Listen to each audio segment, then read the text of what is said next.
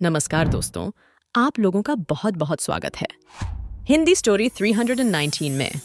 आज हम बहुत ही अद्भुत सी गंगा जन्म की कथा 2 की कहानी आपके सामने लेकर आए हैं।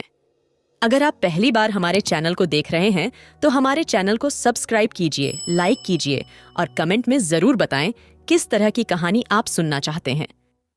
जब महाराज सगर को बहुत दिनों तक अपने पुत्रों की सूचना नहीं मिली तो उन्होंने अपने तेजस्वी पुत्र अंशुमान को अपने पुत्रों तथा घोड़े का पता लगाने के लिए आदेश दिया। वीर अंशुमान शस्त्रास्त्रों से सुसज्जित होकर उसी मार्ग से पाताल की ओर चल पड़ा जिसे उसके चाचाओं ने बनाया था। मार्ग में जो भी पूजनीय ऋषि मुनि मिले उनका यथोचित सम्मान करके अपने लक्ष्य के विषय में पूछता हुआ उस स्थान तक पहुंच गया जहां पर उसके चाचाओं के भस्मीभूत शरीरों की राख पड़ी थी और पास ही यज्ञ का घोड़ा चल रहा था। अपने चाचाओं के भस्मीभूत शरीरों को देखकर उसे बहुत दुख हुआ। उसने उनका तर्पण करने के लिए जलाशय की खोज की, किंतु उसे कहीं जलाशय दिखाई नहीं पड़ा। तभी उसकी दृष्टि अपने चाचाओं के मामा गरुड़ पर पड़ी। उन्हें सादर प्रणाम करके अंशुमान ने पूछा कि बाबा जी, मैं इनका तर्पण करना चाहता हूँ। पास में यदि कोई सरोवर हो तो कृपा करके उसका पता बताइए। यदि आप इनकी मृत्यु के विषय में कुछ जानते हैं तो वह भी मुझे बताने की कृपा करें। गरुड़ जी ने बताया कि किस प्रकार उसके चाचाओं ने कपिल मुनि के साथ उद्दंड व्यवहार किया था, जिसके कारण कपिल मुनि ने उन सब को भस्म कर दिया। इसके पश्चात गरुड़ जी ने अंशुमान से कहा कि ये सब अलौकिक शक्ति वाले दिव्य पुरुष के द्वारा भस्म किए गए हैं, अतः लौकिक जल से तर्पण करने से इनका उद्धार नहीं होगा। केवल हिमालय की ज्येष्ठ पुत्री गंगा के जल से ही तर्पण करने पर इनका उद्धार संभव है। अब तुम घोड़े को लेकर वापस चले जाओ, जिससे कि तुम्हारे पितामह का यज्ञ पूर्ण हो सके। गरुड़ जी की आज्ञानुसार अंशुमान वापस अयोध्या पहुंचे और अपने पितामह को सारा वृतांत सुनाया। महाराज सगर ने दुखी मन से यज्ञ पूरा किया। वे अपने पुत्रों के उद्धार करने के लिए गंगा को पृथ्वी पर लाना चाहते थे, पर ऐसा करने के लिए उन्हें कोई भी युक्ति न सूझी। थोड़ा रुककर ऋषि विश्वामित्र कहा, महाराज सगर के देहांत के पश्चात अंशुमान बड़ी न्यायप्रियता के साथ शासन करने लगे। अंशुमान के परम प्रतापी पुत्र दिलीप हुए। दिलीप के वयस्क हो जाने पर अंशुमान दिलीप को राज्य का भार सौंपकर हिमालय की कंदराओं में जाकर गंगा को प्रसन्न करने के लिए तपस्या करने लगे, किंतु उन्हें सफलता नहीं प्राप्त हो पाई और उनका स्वर्गवास हो गया। इधर जब राजा दिलीप का धर्मनिष्ठ पुत्र भगीरथ बड़ा हुआ तो उसे राज्य का भार सौंपकर दिलीप भी गंगा को पृथ्वी पर लाने के लिए तपस्या करने चले गए, पर उन्हें भी मनवांछित फल नहीं मिला।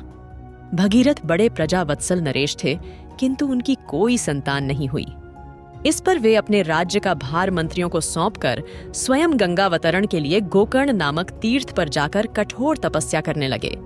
उनकी अभूतपूर्व तपस्या से प्रसन्न होकर ब्रह्मा जी ने उन्हें वर मांगने के लिए कहा।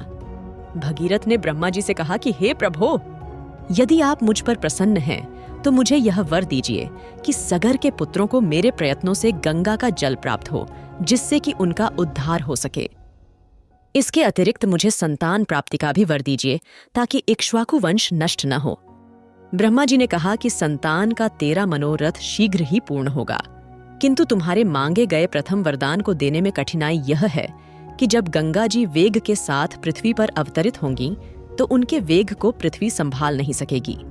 गंगा जी के वेग को संभालने की क्षमता महादेव जी के अतिरिक्त किसी में भी नहीं है। इसके लिए तुम्हें महादेव जी को प्रसन्न करना होगा। इतना कहकर ब्रह्मा जी अपने लोक को चले गए। भगीरथ ने साहस नहीं छोड़ा।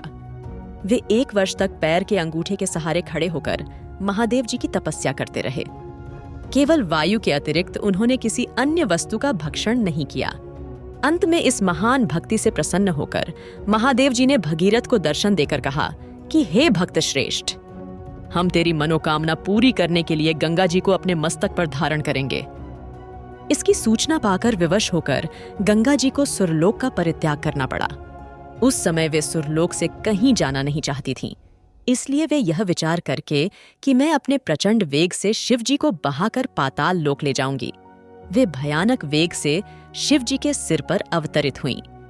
गंगा के इस वेगपूर्ण अवतरण से उनका अहंकार शिव जी से छुपा न रहा। महादेव जी ने गंगा की वेगवती धाराओं को अपने झटाझूट में उलझा लिया। गंगा जी अपने समस्त प्रयत्नों के बाद भी महादेव जी के जटाओं से बाहर न निकल सकीं।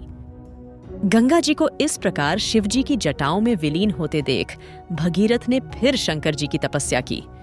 भगीरथ के इस तपस्या से प्रसन्न होकर भगवान शंकर ने गंगा जी को हिमालय पर्वत पर स्थित बिंदुसर में छोड़ा। छूटते ही गंगा जी 7 धाराओं में बंट गईं। गंगा जी की 3 धाराएं ह्लादिनी, पावनी और नलिनी पूर्व की ओर प्रवाहित हुईं। सुचक्षु, सीता और सिंधु नाम की 3 धाराएं पश्चिम की ओर बहीं और 7वीं धारा महाराज भगीरथ के पीछे पीछे चली। जिधर जिधर भगीरथ जाते थे उधर उधर ही गंगा जी जाती थीं। स्थान स्थान पर देव, यक्ष, किन्नर, ऋषि मुनि आदि उनके स्वागत के लिए एकत्रित हो रहे थे। जो भी उस जल का स्पर्श करता था भव बाधाओं से मुक्त हो जाता था। चलते चलते गंगा जी उस स्थान पर पहुंची जहां ऋषि जहनु यज्ञ कर रहे थे। गंगा जी अपने वेग से उनके यज्ञशाला को संपूर्ण सामग्री के साथ बहाकर ले जाने लगीं। इससे ऋषि को बहुत क्रोध आया और उन्होंने क्रुद्ध होकर गंगा का सारा जल पी लिया। यह देखकर समस्त ऋषि मुनियों को बड़ा विस्मय हुआ और वे गंगा जी को मुक्त करने के लिए उनकी स्तुति करने लगे।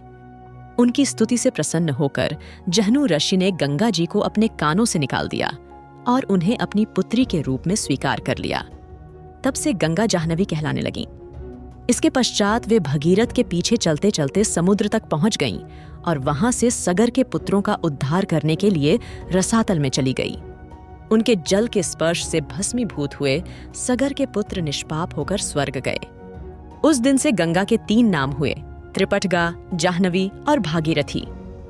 आप लोगों का बहुत बहुत धन्यवाद। इस कहानी को सुनने के लिए अगर आप पहली बार हमारे चैनल को देख रहे हैं, हमारे चैनल को सब्सक्राइब कीजिए और अपने विचार इस वीडियो के कमेंट पर जरूर शेयर करें और यह भी बताएं कि आगे आप किस तरह की कहानी सुनना चाहेंगे।